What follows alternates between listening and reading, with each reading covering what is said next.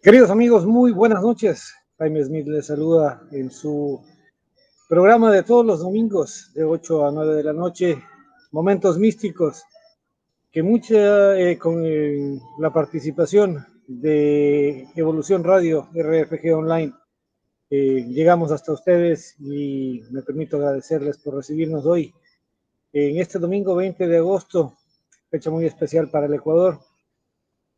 Y nosotros también agradecer a nuestro invitado de honor esta noche, Gustavo Fernández. Quiero darles un pequeño antecedente de Gustavo, quien ya nos acompaña en el set.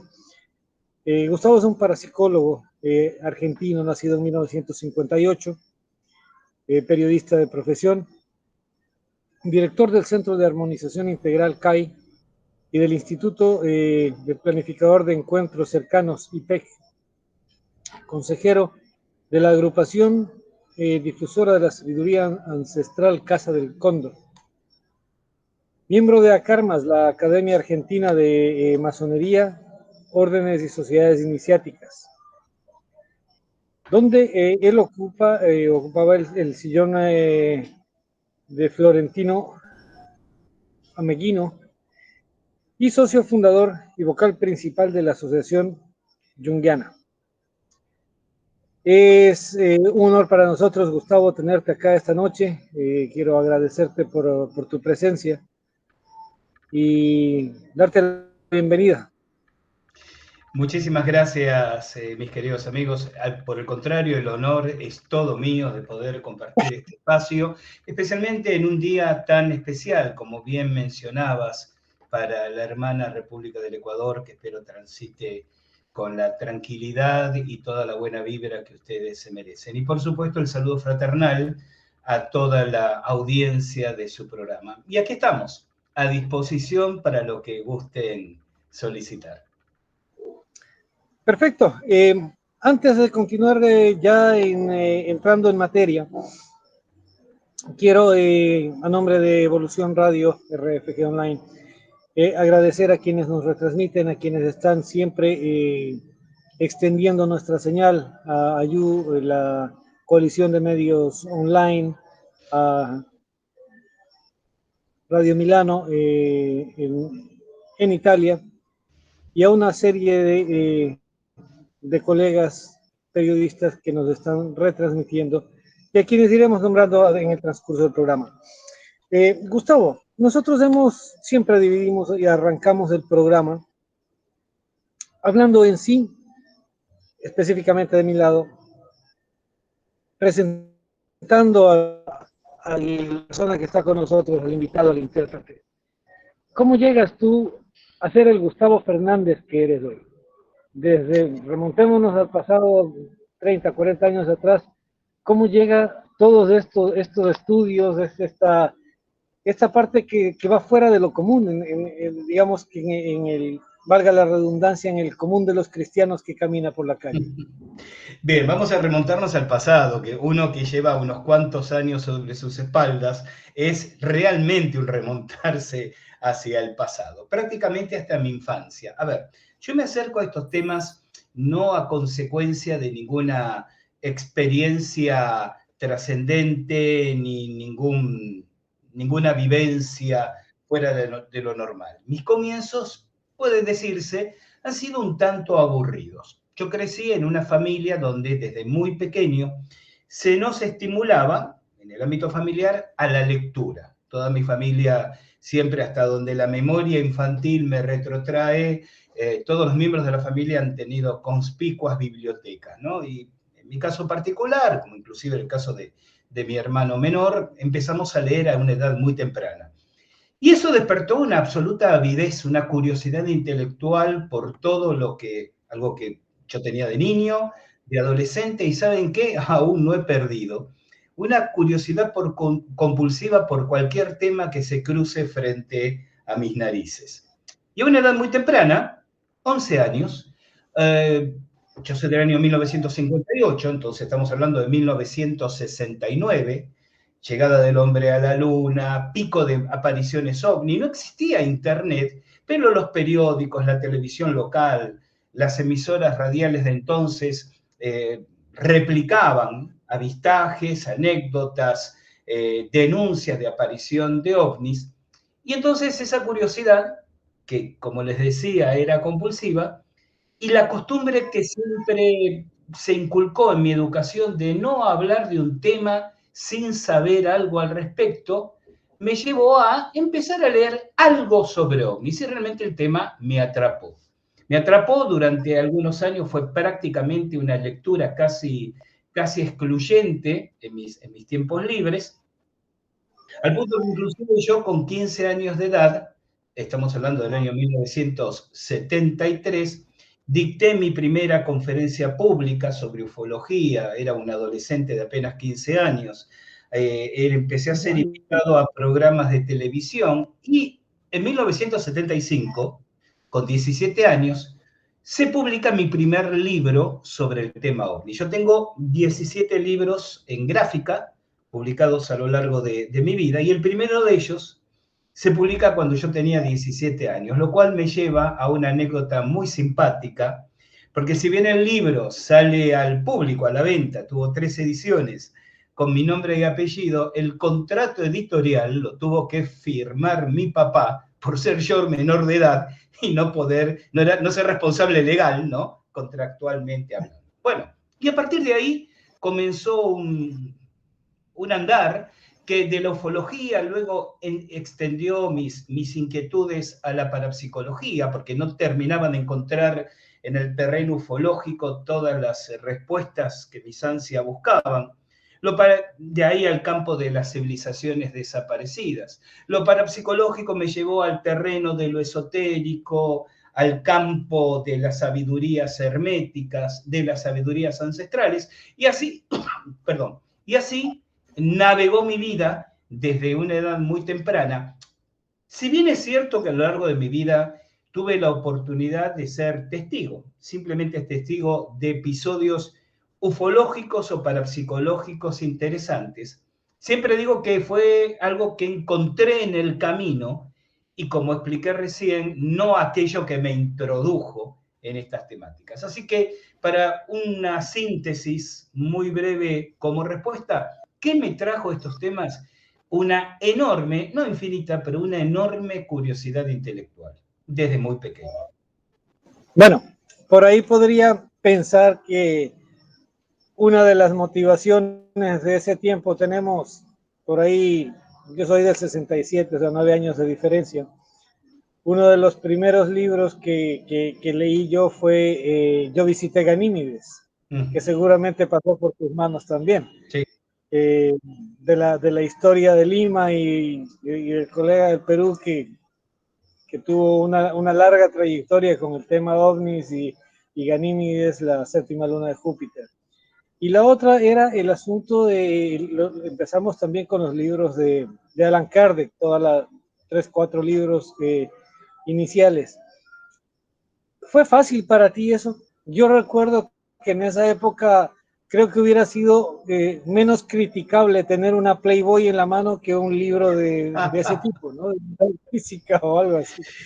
Mi querido amigo, esta entrevista se va a transformar en una plática de 2 personas mayores alrededor de una mesa de café recordando viejos tiempos, porque esta pregunta tuya me retrotrae a cosas muy divertidas de aquel entonces. A ver, por un lado, yo hice otro camino. Fíjate que tú mencionas a Joseph Ibrahim, el autor de Yo visité Ganímedes, y a Allan Kardec. Mi comienzo en estos temas en realidad fue mucho más cientificista de lo que es hoy en día.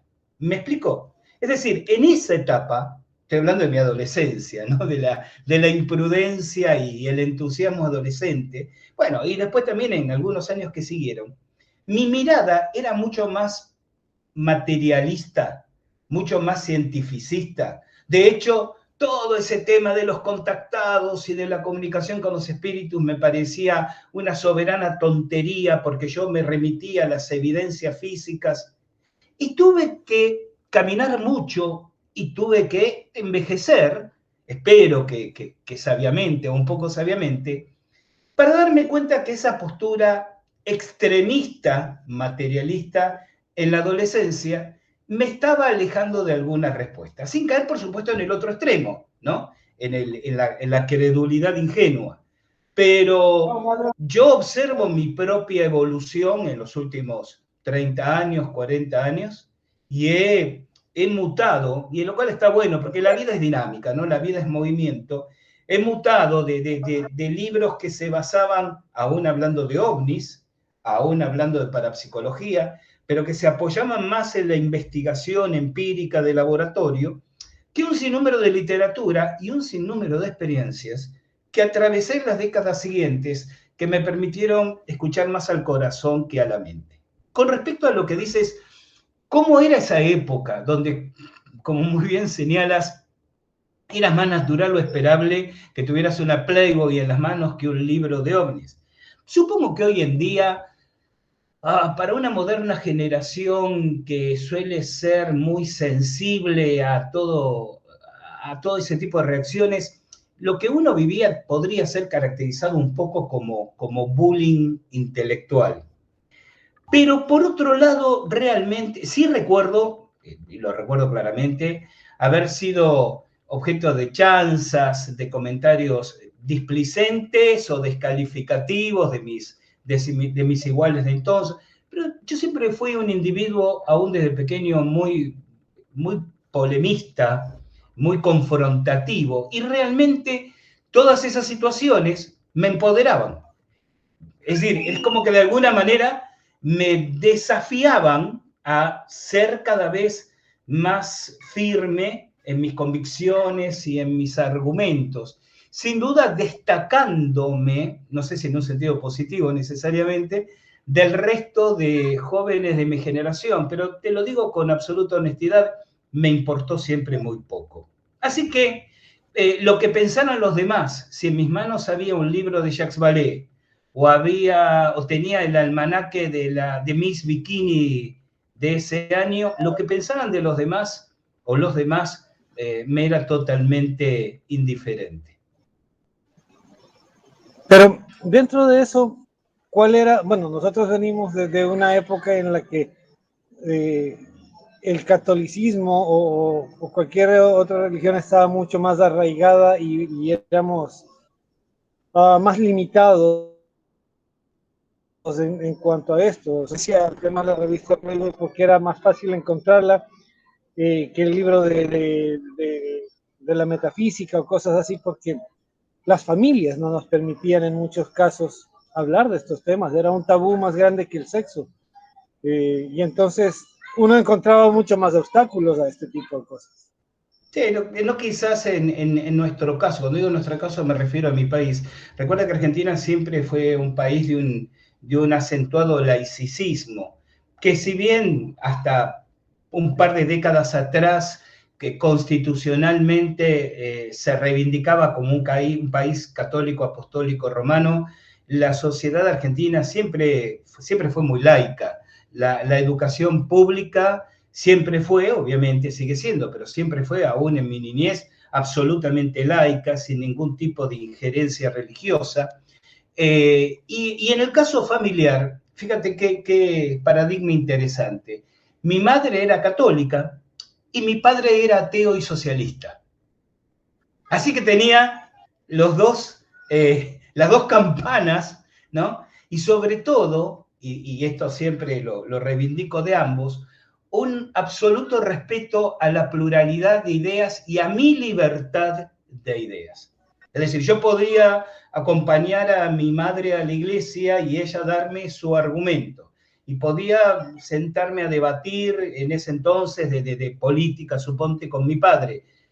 Pero ambos siempre respetaron nuestra manera de pensar y de expresar. Así que realmente no viví, no transité una coacción familiar. Como sé que en otros países, donde la presencia religiosa es más pesada, ¿no? Más densa, muchos de nuestra generación sí, penosamente, tuvieron que vivirlo. Bueno, más que penosamente tener que vivirlo, yo diría que fue entrar en un túnel que nos guiaba a una creencia en particular, ¿no? Es decir, al opio de los pueblos, como lo decían, al afianzarnos en una religión, yo siempre dije, bueno, si algo bueno te pasa es gracias a Dios y si algo malo te pasa es por culpa de Dios. Y entonces es un poco echar la culpa a alguien o sacar esa válvula para no asumir nosotros nuestras propias culpas. Sí, sino Totalmente. que todo era un destino divino. Yo me Pero, reivindico como un libre pensador, por eso te adjetivaba, por supuesto, soy el primero en respetar la pluralidad de miradas, ¿no? Yo creo que no está mal que desde el amor familiar se sugiera o de alguna manera se estimule una determinada mirada, si se quiere, espiritual, religiosa, sobre los jóvenes, sobre los niños. Con lo que no puedo estar de acuerdo, pero es una actitud de vida, que además la he tenido con mis propios hijos también, es la coacción. Es decir, haces esto y no haces aquello, te permitimos leer esto y hacemos un escándalo si lees lo distinto. Habrá quien seguramente puede tener una mirada más a ver, ¿cómo decirlo?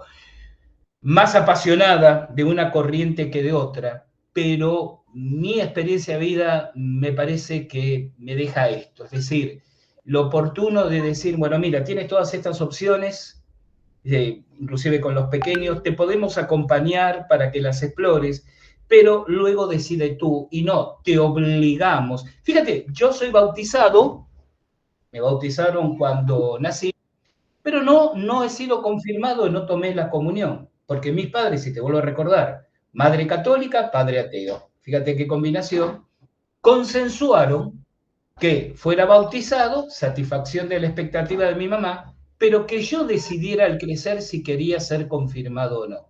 ¿Se comprende? Obviamente cuando crecí, opté por no hacerlo. correcto. Ahora, empieza entonces, bueno, eso era para mí parte de la curiosidad, ¿no? Es decir, bueno, yo a los 13, 14 años estuve varios meses en Galápagos, pasando unas vacaciones, y obviamente no podía ir a Galápagos si no me llevaba mi librito de la teoría de la evolución, que era para mí lo más lógico en ese momento, lo que me causaba una mayor lógica en el universo, ¿sí? En la constitución de la vida y tal. Y entonces, como un poco también por el lado ateo, decía, bueno, tengo que encontrar alguna forma, porque siempre quería ir por el medio, entonces tenía que encontrar un lazo entre la evolución y la religión. Es decir, quería encontrar ese camino del medio. Y después me di cuenta que los dos van por el mismo lado, y finalmente con el estudios después, que científicamente varias veces se comprobó la existencia de Dios. Y obviamente viene la creencia de los ovnis, a tal punto que en el colegio yo hice una tesis de alguno de los cuarto curso, creo que fue, sobre el Triángulo de las Bermudas y el tema de los portales energéticos y tridimensionales y etcétera. Entonces, se da el salto.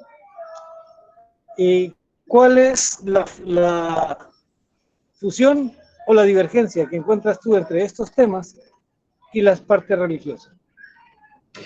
Yo quiero hacer una aclaración primero, simplemente para que nuestros seguidores, nuestros oyentes entiendan el trasfondo de las ideas, entre la distinción entre religión e iglesias. Porque muchas veces se usan como sinónimos, iglesia católica, iglesia musulmana, religión musulmana, y son dos cosas no necesariamente sinonímicas, no necesariamente idénticas. La religión, la palabra misma lo dice, es un camino de fusión, de unión con la divinidad. Es el religare, de ahí viene religio, religión. Es el camino para unirse con la divinidad. Es el conocimiento, algunos dirían, es la doctrina, es la práctica, el ejercicio espiritual, los rituales. Iglesia proviene del griego eclesía, que significa reunión de hombres. La iglesia es la institución. Yo creo que las religiones, y lo digo en plural con conocimiento, porque no lo mencioné hasta aquí, pero yo dediqué bastantes años de mi vida a transitar desde la indagación distintas corrientes religiosas. Es decir, además de, obviamente, la facilidad para sumergirme en lo católico, por una cuestión de, digamos, de sociedad, ¿no? De paradigma social, deambulé con evangélicos, protestantes, testigos de Jehová, hindúes, Hare Krishna, budistas, no buscando la satisfacción de problemas personales, que yo siempre digo, eso es mal consejero cuando uno trata de conocer más la espiritualidad, sino motivado por lo que decía antes, la curiosidad. A ver, ¿cómo piensan los testigos de Jehová? ¿Cómo piensan los mormones? ¿Cómo piensan los budistas? ¿Cómo piensan los espiritistas? ¿Cómo piensan? Entonces ahí pasaba meses en una escuela, en otro templo, en aquella asamblea, en la sinagoga, escuchando, leyendo, aprendiendo, para formar mi propia, para decantar mi propio espectro de ideas. Y la conclusión a la que llevo es, todas las religiones tienen mucho que enseñarnos en términos de espiritualidad, y si uno tiene la sensatez de distinguir esta diferencia entre religión e iglesia, yo veo la presencia de las iglesias, lo pongo en plural, cuando tratan de bajar una línea editorial respecto a cómo debemos vivir en sociedad, con qué tengo que hacer, qué me está permitido o qué no me está permitido hacer. Ahí es donde, como libre pensador, dije antes, yo digo, señores, bueno, gracias, pero aquí tomo otro camino. Pero en lo que tiene que ver con las enseñanzas ancestrales, y después con los años empecé a profundizar en la sabiduría ancestral andina, en la sabiduría ancestral tolteca y de distintas fuentes originarias, hay muchísimo para aprender que de ninguna manera entra en conflicto con los descubrimientos científicos. Yo creo que ambos se multiplican entre sí.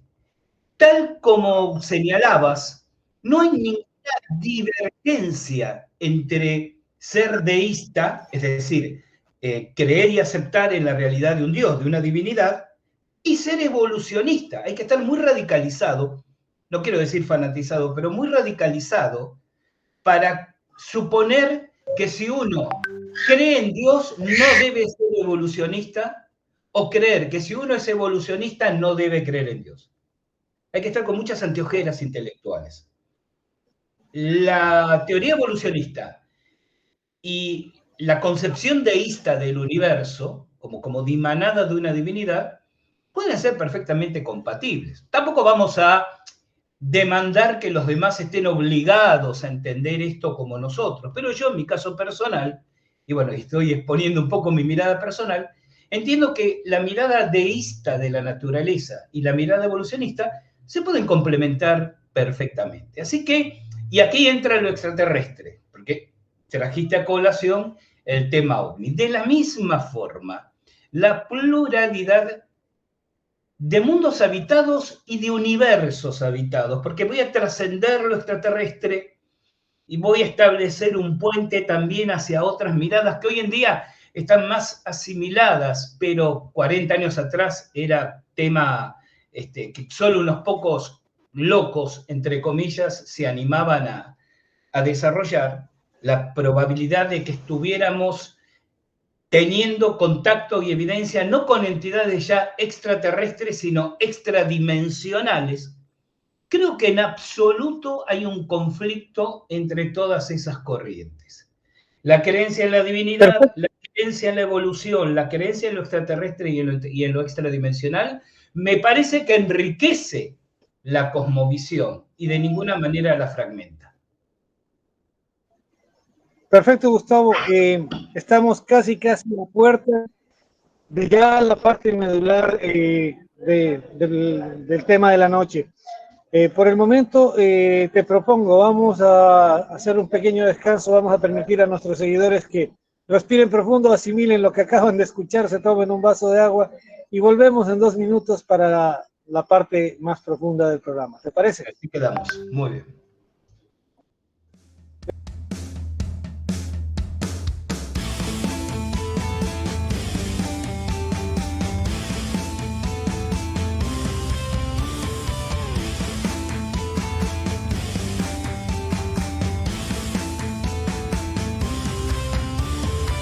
If you wanna get with me, you better bring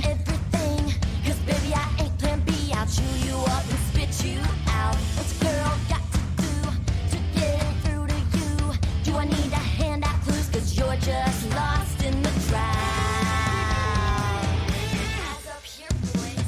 I'm tired of the games, done going down in flames. So go back the way you came if you ain't here to commit. You're just wasting my time, and I've just hit my prime. So you need to fall in line or head to the corner and sit on your hands, 'cause I don't give a damn anymore. I'm getting out the door. The night is young and so are we. I got places to go and smoke and hot, but I need to meet. Live a life fancy free, wild and crazy. Who wouldn't want to be me? So raise your glass up with a little love. I'll find a young pup and make him follow me home. I ain't close to done, so boys you better run, 'cause here I come, I'm going out with my lipstick on.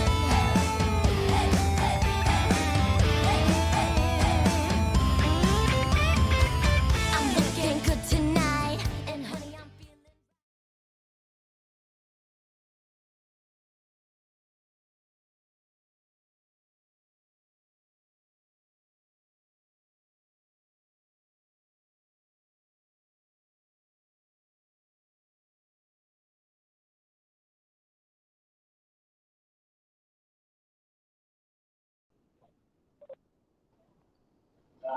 Queridos amigos, aquí de vuelta con Momentos Místicos.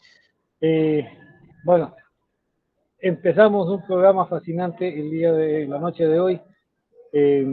Nuevamente diciéndoles a todos que tenemos aquí a Gustavo Fernández, con quien hemos empezado remontándonos por ahí casi 40 años atrás, y ahora estamos a puertas de tener tres cabos que son para mí los ejes fundamentales de lo que se viene, de la siguiente mitad del programa.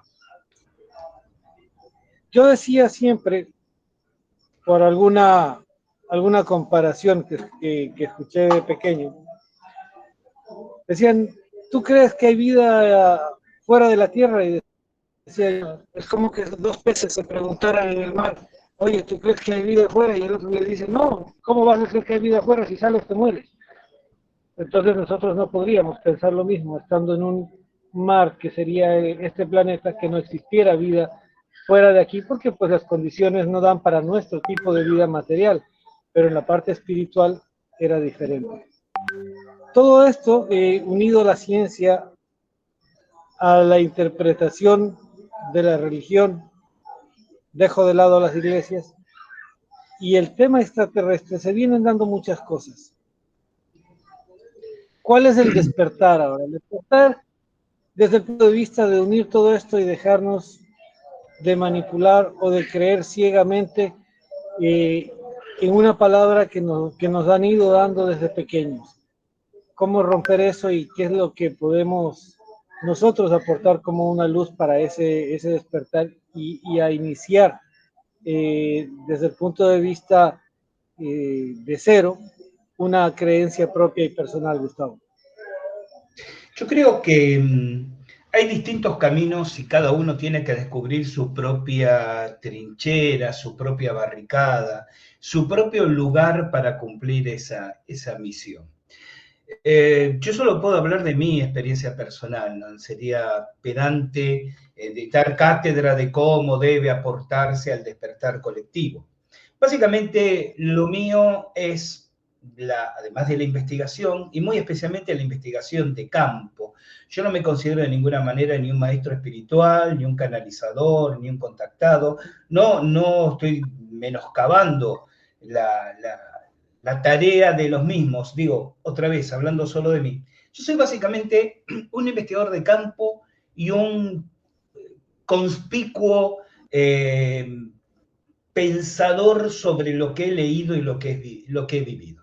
No se trata tanto de acumular libros en la biblioteca, sino de haberlo leído muchas veces y de haber meditado y reflexionado sobre ellos, y comparándolo con las cosas que uno va encontrando. Entonces, como decía el poeta, se hace camino al andar, uno va difundiendo su pensamiento, sus investigaciones. Nosotros lo hacemos a través de nuestro portal, de nuestro podcast, de nuestro propio canal en YouTube. y vamos sembrando ideas.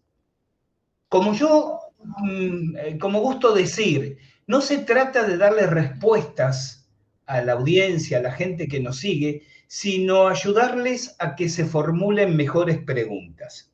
¿Se comprende? Entonces, muchas veces me gusta en conferencias, en talleres, en actividades públicas, en entrevistas, sembrar ideas, plantear preguntas que pueden resultar disruptivas, especialmente cuando hay mucha gente, y esto es una manipulación cultural, que espera que uno le dé las respuestas, ya fraccionadas, empaquetadas y envasadas, listas para consumir.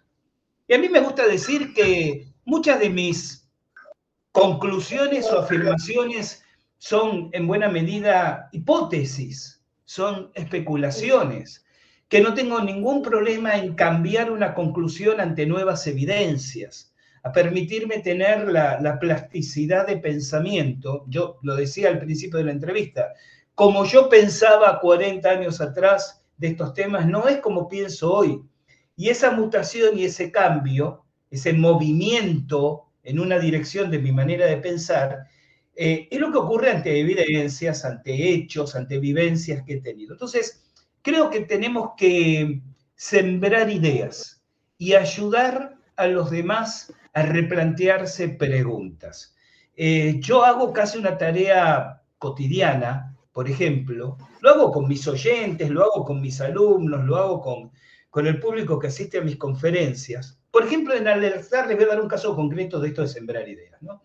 Alertarles contra su propio sesgo de confirmación. ¿Qué quiero decir con esto? Muchas personas dicen, ¿has escuchado al conferencista fulano? No importa el nombre. Porque él explica que los pleyadianos están regresando para cambiar el ADN después. Y yo digo, respetando la opinión de fulano, lo que fulano presenta es en el mejor de los casos una hipótesis. Cuando no, una especulación. Cuando tú dices, no, porque fulano me da las respuestas, lo único que me estás diciendo es que tú piensas parecido a fulano. Eso no significa que te hayas aproximado a la verdad. Cuando alguien dice, yo soy seguidor de Gustavo Fernández porque él me explica, cuidado, porque lo único que dices es que tu sesgo de confirmación es similar al mío. Es decir, debemos hacer un ejercicio permanente de la autoobservación. Y entonces una de las formas de ese despertar que tú mencionabas, ¿no? De cambiar esos paradigmas, es movilizar a la gente, motivar a la gente a esto, a la autoobservación, a permitirse pensar de todo, pero al mismo tiempo cuestionar todo, inclusive las propias convicciones.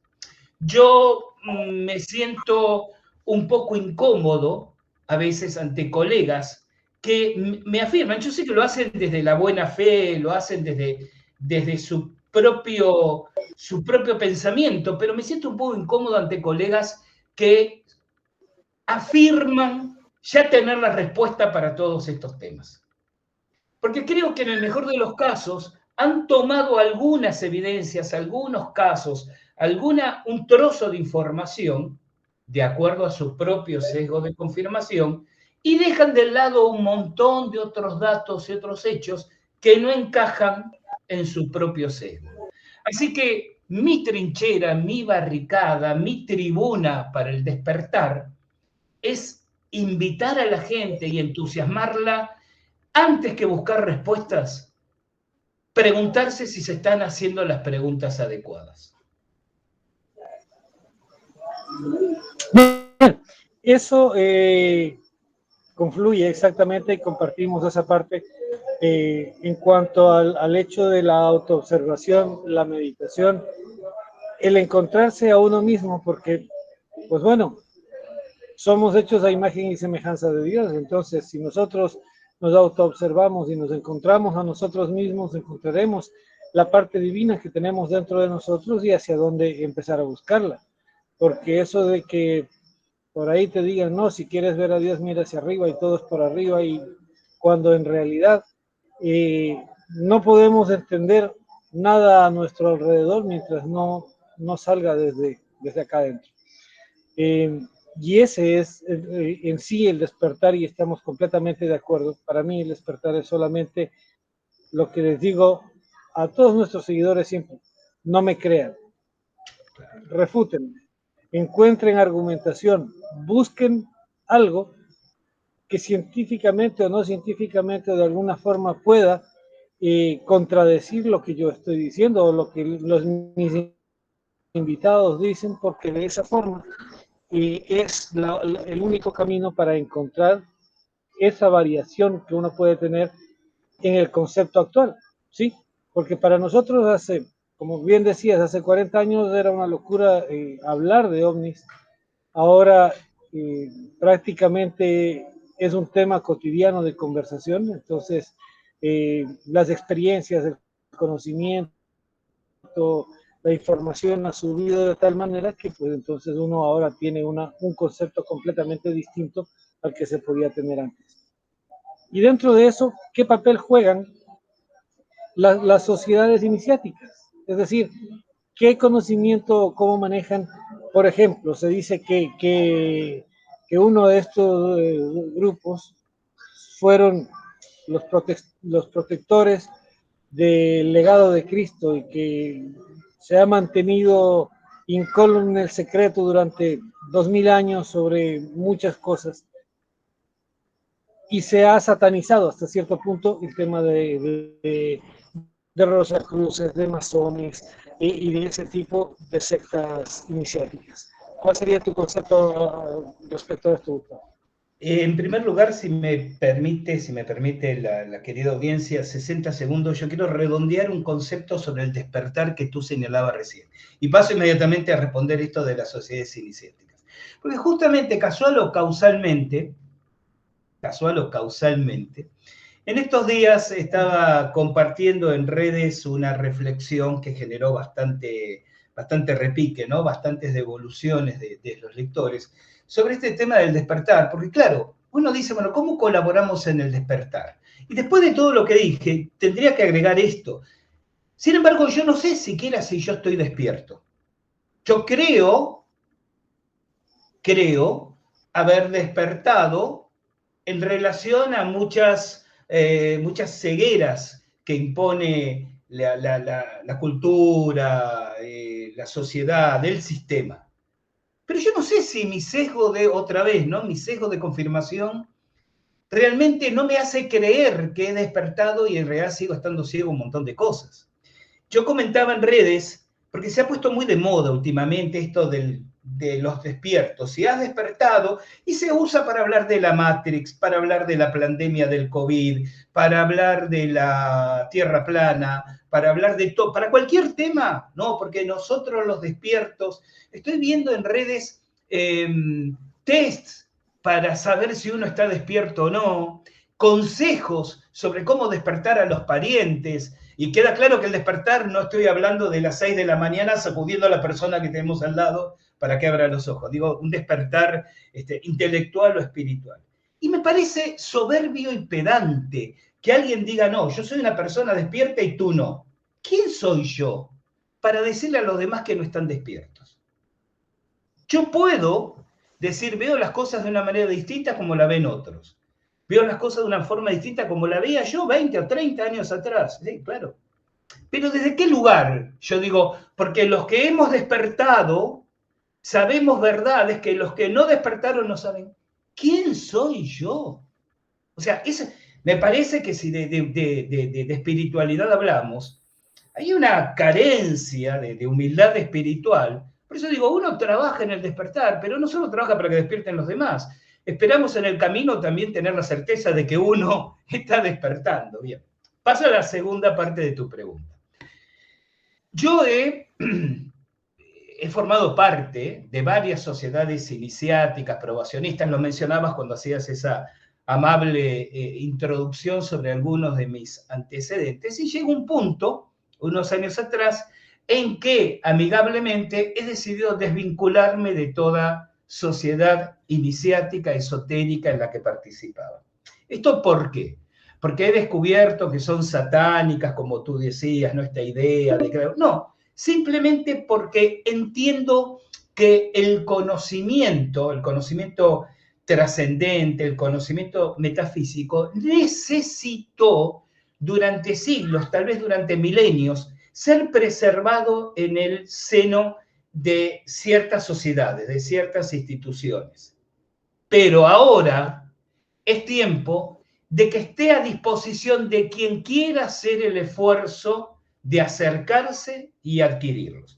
Alguien me dirá, pero es que son peligrosas porque los masones están adorando al demonio, porque los rosacruces están... Miren, las sociedades iniciáticas están conformadas por seres humanos, con todos los errores, con todas las falencias y con todas las virtudes que los humanos podemos tener.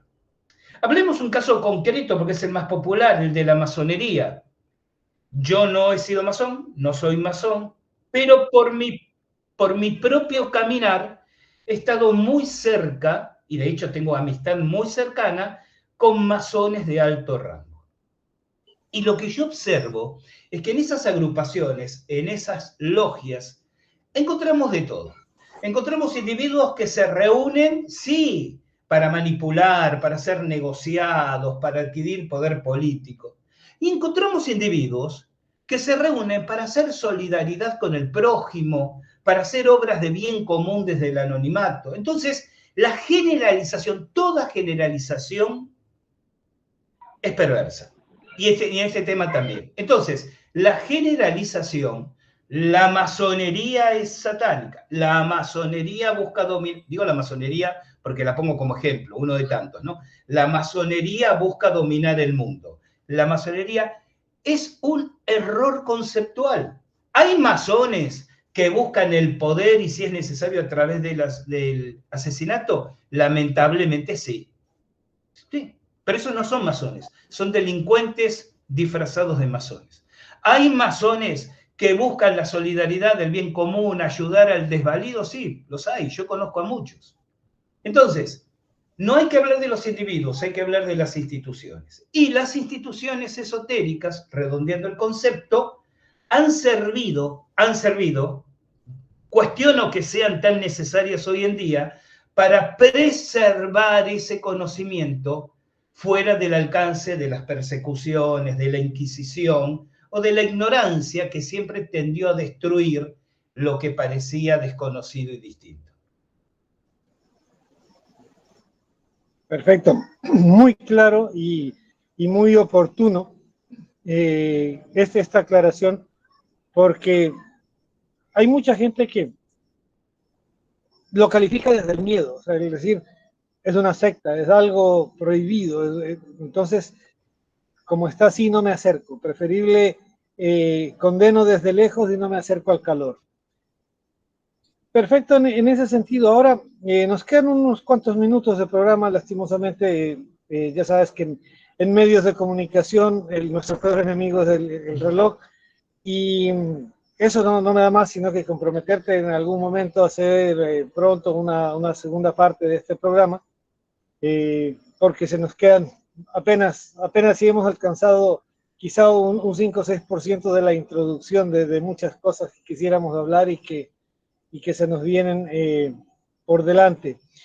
Pero quisiera topar en estos 5 minutos finales ya nuevamente a Gustavo Fernández como tal, que nos digas algo sobre el sitio que yo te conversaba al inicio del programa por interno, de los cursos Quixoar, de cuáles son tus actividades, cómo la gente te puede contactar, un mensaje final a todas las personas que nos siguen y saber tus redes sociales, tu forma de contacto, cómo ellos pueden acercarse a ti. Bueno, muchísimas gracias por la amabilidad de permitirme facilitar esa información. Miren, es muy sencillo. Van a nuestro sitio en internet, alfilodelarealidad.com, alfilodelarealidad.com, y ahí tienen acceso a nuestros podcasts, a los artículos, al canal en YouTube y a las redes sociales, porque estamos en Facebook, en Twitter, en Instagram, en TikTok, desde donde pueden seguirnos. A mí en lo personal me pueden buscar en Facebook, también en Twitter e Instagram, como Gustavo Fernández, y les comento que muy pronto, a partir del 6 de septiembre, voy a estar un par de semanas en el queridísimo Ecuador, mi 10º viaje a ese hermoso país, donde voy a estar realizando primero en Cuenca y luego en Tumbaco, ahí muy cerca de Quito, algunas actividades que si se acercan a la página Quilloar en Facebook o a nuestro sitio en internet, bueno, los interesados de Ecuador que quieran acercarse serán bienvenidos y tendrán preferente atención. Yo en lo personal, ya para no robarles más tiempo, quedo enormemente agradecido por la amabilidad de ustedes. Soy sin ningún lugar a duda deudor de su atención y a disposición para cualquier otra oportunidad en que deseen concertar una nueva entrevista. Perfecto, Gustavo, muchísimas gracias a ti por estar aquí con nosotros esta noche y de seguro vamos a vernos físicamente ahora en septiembre que estés acá en Ecuador. Compromiso de conocernos personalmente y de ya pactar una segunda parte de este programa. A ustedes, mis queridos amigos, muchísimas gracias por estar aquí un domingo más a las 20 horas. Un gusto tenerles aquí. Muchas gracias a Evolución Radio RFG Online y a todas las empresas, colegas que nos retransmiten. Que tengan una excelente semana. Dios bendiga al Ecuador y que hoy la democracia haya triunfado y los resultados se dan muy pronto. Muchísimas gracias a todos ustedes. Muy buenas noches y nos vemos el próximo domingo. En un momento.